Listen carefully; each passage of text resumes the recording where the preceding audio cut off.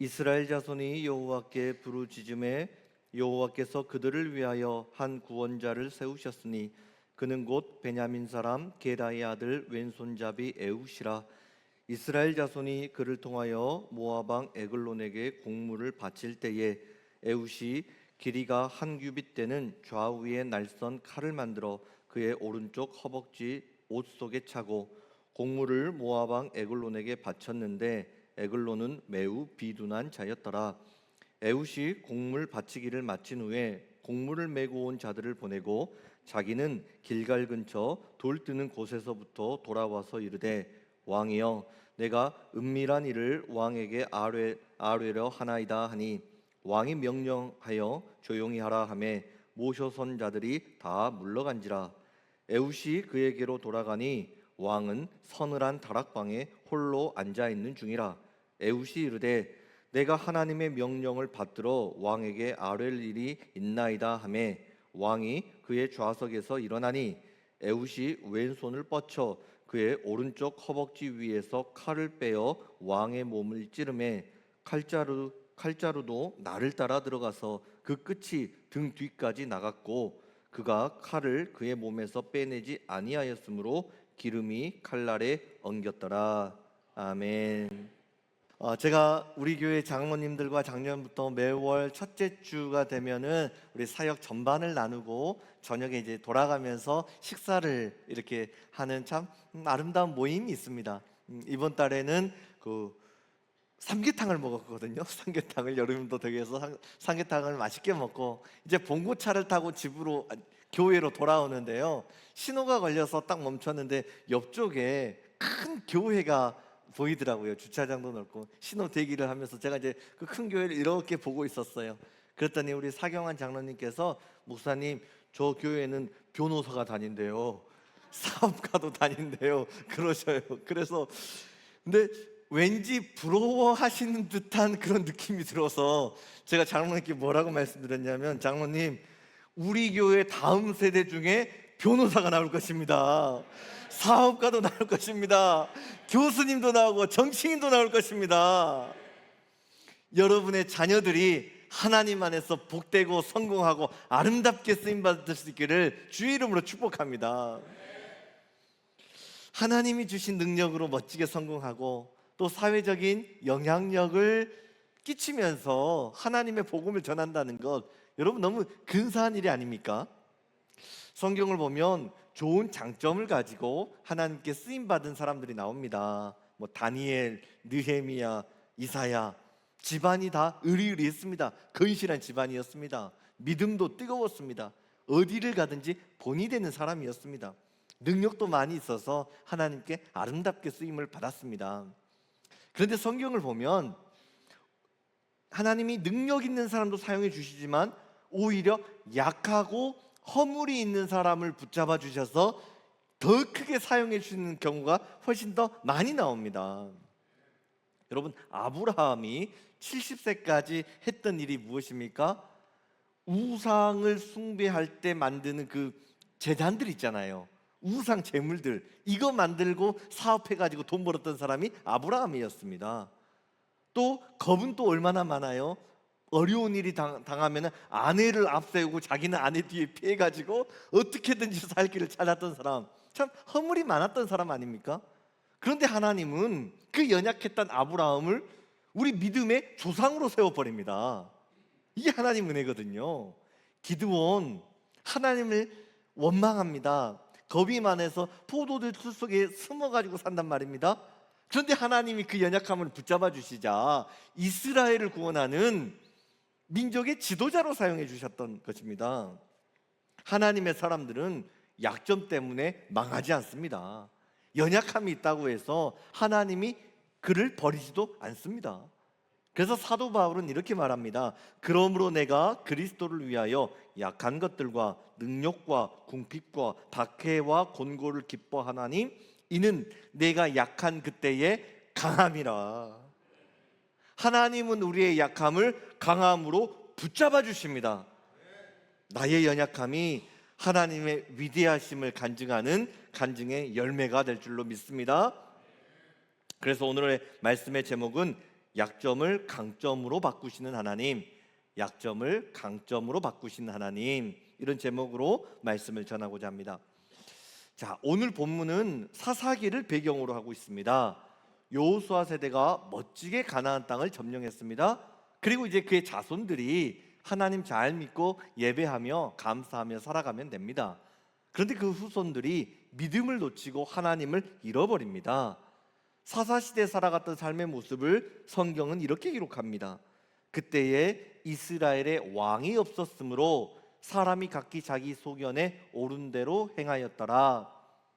사람은 하나님 말씀이 인생의 기준이 되어야 되는데 하나님을 떠나니 자기 판단에 옳은 대로 살아갑니다. 말씀이 사라집니다. 하나님의 인도하심이 사라져 버립니다. 죄를 짓습니다. 우상을 섬깁니다. 자, 계속 이런 일들이, 나쁜 일들이 반복되면 우리가 생각하기에 야, 하나님도 이제는 이스라엘을 벌하지 않으실까? 너희 마음대로 한번 살아봐라. 그냥 하나님의 백성들을 포기해버리지 않을까? 이런 생각이 드는데 그렇지 않습니다. 약하기 때문에 오히려 하나님이 더 뜨겁게 붙잡아 주십니다.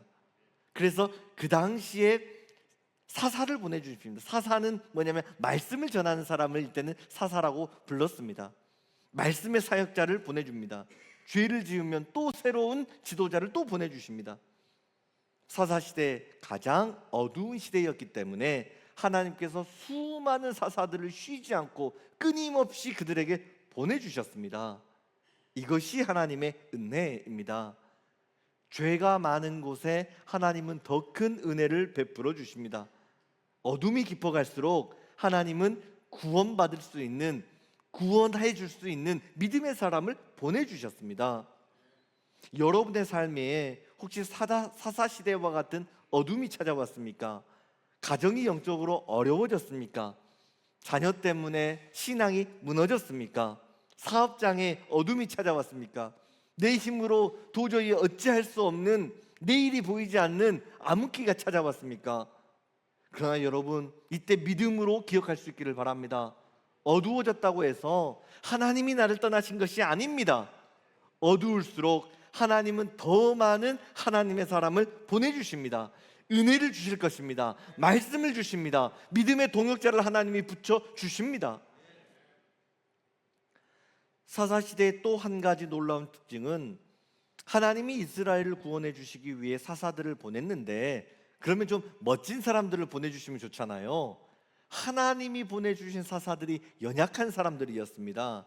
부족함이 있고 상처가 있었습니다. 그런데 하나님은 그런 연약한 사사들을 통해서 그 시대를 치유해버립니다. 구원해 주신다 하는 것입니다. 무슨 뜻입니까? 여러분의 약점, 가장 큰 능력이 되어서 내가 너를 사용하리라. 할렐루야. 오늘 본문의 에훗도 마찬가지입니다. 에훗이 살았던 시대 모압이라고 하는 나라가 이스라엘을 점령해 버렸습니다. 그래서 에글론이라고 하는 왕이 무려 18년 동안이나 그들을 괴롭히기 시작합니다. 이 당시는 농경 사회다 보니까 농사를 지으면 그걸로 이제 가족들이 밥도 먹고 장사도 하고 수익을 남기고, 이래서 사회 경제가 돌아가고 미래를 준비해야 되는데, 에글론이라고 하는 왕이 그 땅을 지배해서 곡물을 다 빼앗아 버리는 것입니다. 하루 세끼 밥 먹을 것만 남겨놓고 농사 지으면 모든 열매를 모압한테 다 바쳐야 되니까, 이게 10년 이상 지속되니까 얼마나 괴롭겠습니까? 하나님이 힘들어요. 그래서 하나님이 그들을 구원해 주시기 위해 사사 에훗을 보내주셨는데, 좀 멋지고 좀 건실한 이런 사람을 보내주면 얼마나 좋아요? 하나님이 보내주신 에훗, 연약한 사람을 지도자라고 보내주신다는 겁니다. 자, 본문 15절을 보니까 그는 곧 베냐민 사람 게라의 아들 왼손잡이 에훗이라. 자, 베냐민 사람인데 왼손잡이다 이렇게 기록을 합니다. 저거부터가 모순입니다. 베냐민의 사람, 이것은 오른손의 아들 이런 뜻입니다. 자, 오른손의 아들, 베냐민 지파에서는 오른손에 장손이 태어나야 되는데 태어난 사람이 왼손잡이가 태어나버린 겁니다. 자, 성경에서 이 시대의 왼손잡이 이게 아닙니다. 성경에서 말하는 왼손은 뭐냐면 오른손에 장애가 있었다는 겁니다. 오른손을 사용할 수 없는 사람, 연약한 사람, 이걸 왼손이라고 성경은 표현을 합니다. 시대적인 상황이 있지만 그 당시에는 몸에 장애가 있는 사람은 하나님의 총회에 들어갈 수 없었습니다. 제사장으로 부름을 받는다 하더라도 해야 되는 일들에 여러 가지 제한이 있었습니다. 또 이 시대는 노예 제도가 있었던 시대인데 몸에 상처가 있거나 장애를 입은 노예들은 팔 수도 없었던 겁니다. 그러니까 이 당시 종교적인 기준으로 봤을 때 에웃은 하나님께 쓰임을 받을 수 없는 연약한 사람이었다는 것입니다. 사회적으로 볼 때도 흠이 있는 연약한 사람이었습니다. 가문적으로 보면 능력 있는 자랑하는 오른손잡이가 태어났는데 생각지도 못하는 왼손잡이가 태어나버린 겁니다. 가문의 부끄러움이었습니다. 또한 성경에서 오른손은 언제나 하나님의 능력을 상징합니다. 구원을 상징합니다. 그러나 에웃은 왼손잡이, 무슨 뜻입니까? 하나님의 능력으로부터 멀어졌다는 것입니다. 하나님의 은혜가 임할 수 없는 사람이라는 것입니다. 사회적으로, 종교적으로, 믿음으로 보더라도 잘난 구석이 하나도 없는 사람이 에웃인데 이 에웃이 어떻게 이스라엘을 구원해 낼 수 있단 말입니까?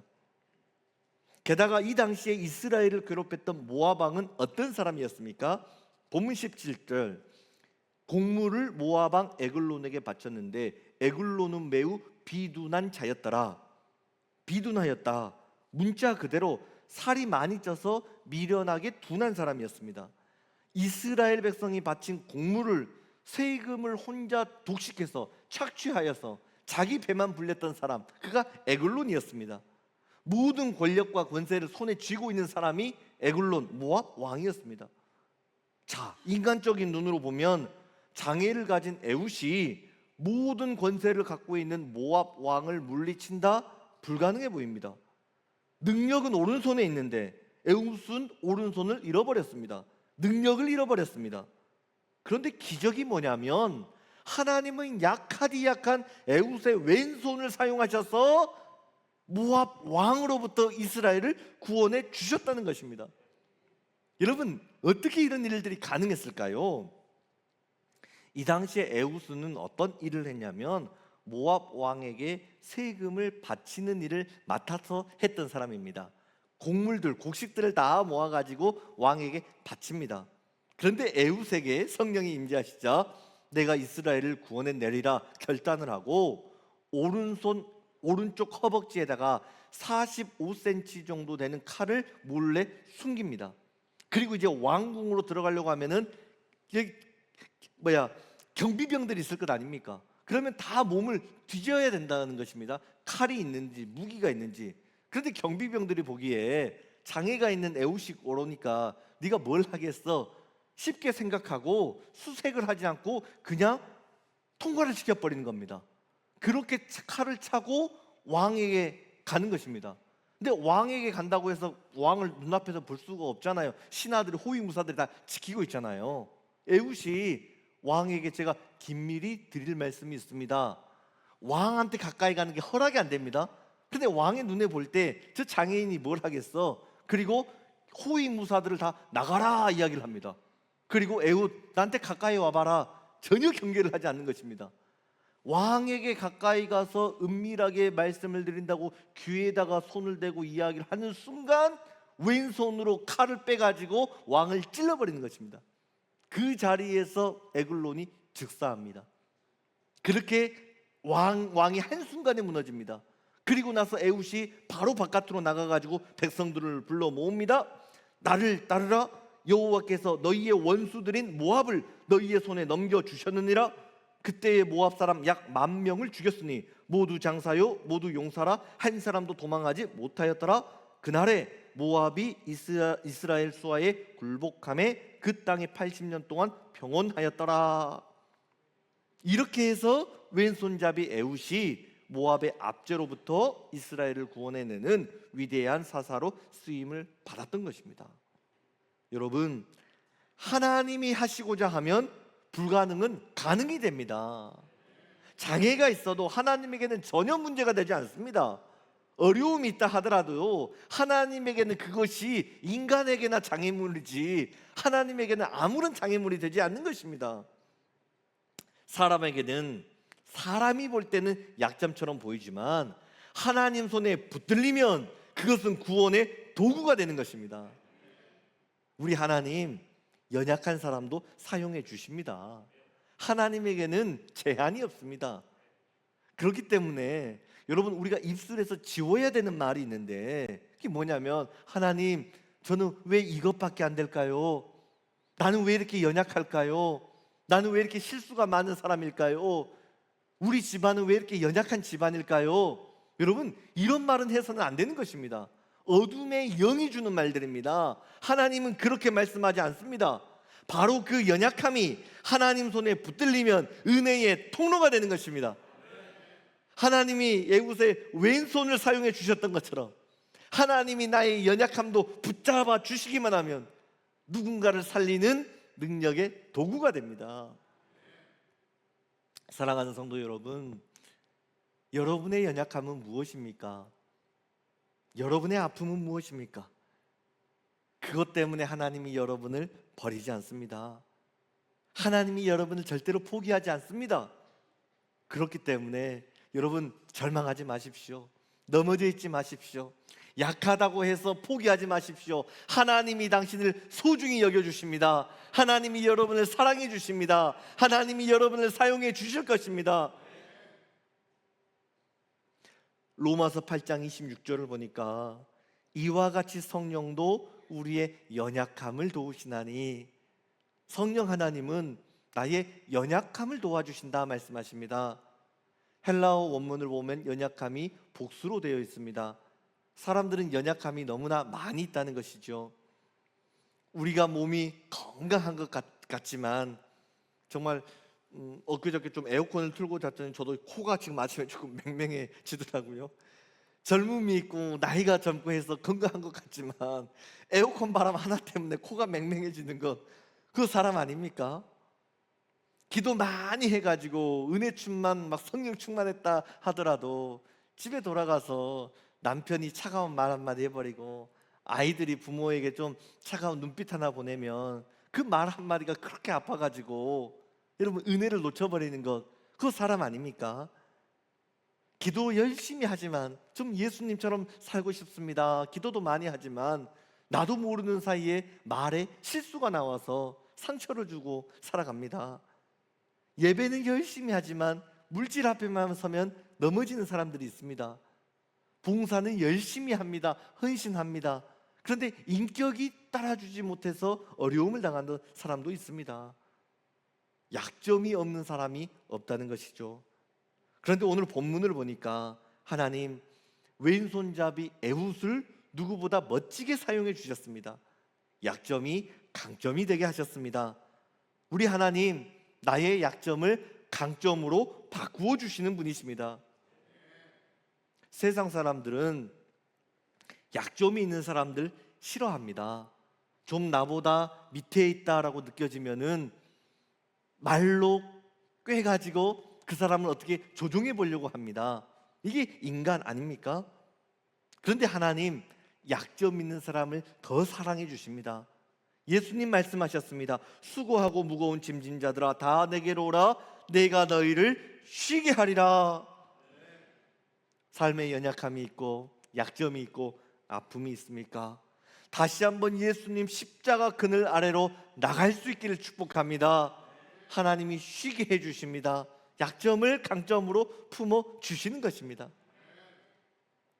그래서 우리가 살아가다가 내 마음에 자꾸만 염려가 있고 근심이 있고 약점이 생각날 때 여러분 이렇게 기도해야 됩니다.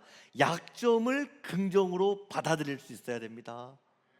약점을 믿음으로 보고 긍정적으로 받아들이는 것입니다.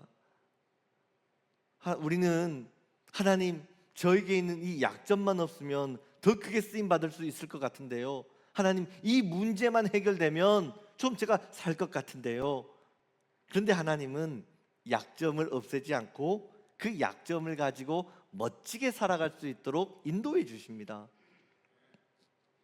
오늘 주보 표지 그림을 보시면 그게 일본의 킨츠키라고 하는 전통 예술 작품을 소개한 그림입니다. 대부분 도자기에 금이 가버리면 사용을 할 수가 없잖아요. 물을 담아도 금으로 다 새어버리니까 깨진 도자기, 금이 간 도자기 그럼 버리거든요. 그런데 이 킨츠키라고 하는 이 예술은 깨진 금에다가 금가루를 섞인 오칠을 더해서 깨진 금을 메꾸기 시작합니다. 그렇게 해서 수리가 끝나버리면 깨지기 전보다 더 아름답고 가치 있는 작품이 됩니다. 금이 갔던 흔적이 오히려 금가루로 반짝반짝 빛나면서 저 도자기를 더 아름답게 만드는 것입니다. 하나님이 우리의 인생을 그렇게 다루어 가십니다. 상처가 있고 금이 가고 건강에 금이 가고 물질이 금이 가고 마음의 신앙의 금이 갔을 때 하나님 은혜라고 하는 금가루로 발라주시는 것입니다. 예수 십자가 보혈이라고 하는 금으로 연결해 주시는 것입니다. 그렇게 우리의 인생이 금이 간 인생이 아름다운 성령의 작품이 되도록 하나님 이끌어 주십니다. 여러분 앞에 시험이 있습니까? 환난이 있습니까? 그것 때문에 낙심하지 마십시오. 하나님은 우리 약점을 통해서도 아름다운 작품을 만들어 가시는 분이십니다. 그래서 연약함이 있고 마음에 불편함이 있을 때 그 약점을 원망하기보다 하나님, 나에게는 이런 연약함이 있는데 이 연약함을 통해서 어떤 하나님의 능력을 나타나기를 원하십니까? 나의 약함이 어떻게 사용되면 하나님의 능력의 오른손을 증거하는 삶의 도구가 되겠습니까? 하나님, 나의 약함을 사용하여 주시옵소서. 여러분, 이것이 믿음입니다. 이 믿음이 있을 때 약점은 더 이상 연약함으로 끝나지 않습니다. 그 연약함 가운데 하나님의 은혜가, 새로운 믿음의 소망이 솟아나게 될 줄로 믿습니다. 두 번째로, 약점 안에 감춰져 있는 하나님의 은혜를 발견해야 됩니다. 여러분, 약점 안에도 하나님의 계획하심이 있습니다. 하나님의 은혜가 있습니다. 우리는 건강한 몸이 있어야지 하나님께 영광 올려드릴 수 있다고 생각합니다. 그러나 병든 사람도 얼마든지 하나님의 영광을 위해 쓰임받을 수 있습니다. 부자가 되어야지만 쓰임받는다 생각합니다. 아닙니다. 가난한 중에도 하나님께 귀하게 쓰임받을 수 있습니다. 성공해야지 하나님께 영광 올려드린다 생각합니다. 아닙니다. 실패의 자리에 있어도 하나님의 은혜 높일 수가 있는 것입니다. 중요한 것은 내가 어떤 조건에 있느냐 이것이 아닙니다. 그 자리에서 하나님의 은혜를 발견할 수 있느냐 하는 것입니다. 하나님 왼손잡이 에훗을 사용하셨는데 약점을 고쳐주지 않았습니다. 약점 그대로, 에훗 있는 모습 그대로 하나님이 사용해 주셨습니다. 약점이 내 눈에 보기에나 약점이지 하나님 보시기에는 아무것도 아닙니다. 문제가 아닙니다. 지난 수요일 야고보서 첫 번째 강해 설교를 준비하면서 지금의 아픈 기도의 제목이 시간이 지나고 나면 눈물의 사명이 되는 것을 볼 때가 참 많이 있습니다. 이런 말씀을 드렸습니다. 제가 신앙생활을 계속해 오고 우리 성도님들을 만나고 또 간증하는 모습들을 들어보면 공통점이 있더라고요. 암을 이겨내신 분이 암 환자를 위로할 수 있더라고요. 사업에 실패한 경험이 있는 분이 실패해서 넘어져 있는 사람의 손을 따뜻하게 잡아줄 수가 있더라고요. 자녀 때문에 눈물을 펑펑 쏟고 눈물을 흘려본 어버이들이 자녀 때문에 아파하는 부모들의 마음을 위로해 줄 수 있더라고요. 아, 시험이 끝이 아니라 새로운 사명의 시작이구나, 이걸 깨닫게 되었습니다. 나는 그것 때문에 울었는데 하나님은 그것을 통해서 누군가를 위로해 주십니다. 나는 그것 때문에 부끄럽다고 생각했는데 하나님은 그것을 통해 누군가를 살리시는 것입니다. 약점이 없어져야지만 은혜를 받는 것이 아닙니다. 약점 속에서도 하나님 계획을 발견할 수 있고 하나님의 뜻을 발견할 수 있기를 축복합니다. 그래서 마지막으로 여러분, 약점에 끌려다니지 마시길 바랍니다. 약점으로부터 자유하시기를 바랍니다. 사람은 마음이 지치면 자기가 자기 스스로를 자학하거든요. 하나님, 나는 왜 이거밖에 안 될까요? 열심히 예배하고 기도한다고 하는데도 왜 하나님, 나는 5년 전이나 지금이나 늘 똑같은 모습일까요? 스스로를 정죄하거든요. 근데 여러분, 약점을 바라보고 여러분 스스로를 정죄하지 마십시오. 그리스도 예수 안에 결코 정죄함 없습니다. 하나님 다 이해해 주십니다. 다 하나님은 기억도 못 하십니다. 하나님은 너는 소중하다, 자랑스러운 나의 아들이다, 딸이다. 우리 주님은 언제나 이렇게 말씀해 주십니다. 여러분, 약점이 있다 하는 것과 약점에 사로잡혀 끌려다니는 것 전혀 다른 것입니다. 사도 바울에게도 육체에 가시가 있었습니다. 그게 어떤 것인지 정확하진 않지만 대부분의 학자들이 아마 간질병이 아니었나 이렇게 추정을 합니다. 사도 바울 얼마나 설교에 힘이 있었습니까? 그리고 얼마나 많은 설교를 감당합니까? 그런데 이 자리에서 설교를 하다가 자기도 모르는 순간에 간질 증상이 나오면 쓰러져 버립니다. 예배 중에 거품을 흘리고. 이게 그런 증상이 한번 나오면 예배가 얼마나 힘들어지겠습니까? 바울이 하나님 이것 좀 고쳐주십시오. 하나님에게 득이 안 됩니다. 하나님의 영광을 선포하다가 갑자기 제가 거품 물고 쓰러지면 이거 어떻게 되겠습니까? 고쳐주세요, 고쳐주세요. 3번을 간구하는데 그 3번의 간구를 듣고 나서 하나님이 내리신 결론 무엇입니까? 고린도후서 12장 9절, 나에게 이르시기를 내 은혜가 내게 족하도다. 이는 내 능력이 약한 데서 온전하여 짐이라. 바울, 하나님의 은혜가 너에게 충분하다. 그 가시가 있다고 해서 너 연약함으로 쓰임받는 거 아니야. 내 은혜가 내게 족하다, 충분하다. 하나님 이렇게 말씀하십니다. 저 고백을 듣고 나서 바울의 답변이 무엇입니까?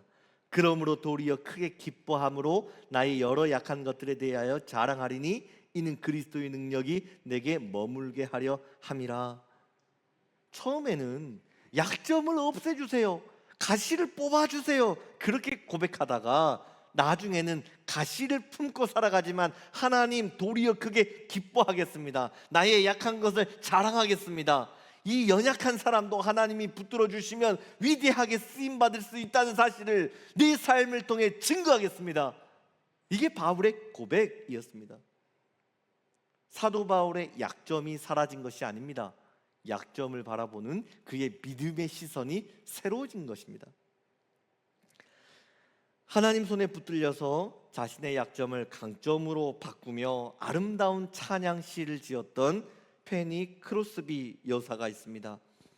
태어난 지 생후 6주가 되었는데 의사가 오진을 합니다. 치료를 제때 해주지 않습니다. 그래서 태어난 지 6주 만에 아이가 시력을 잃어버립니다.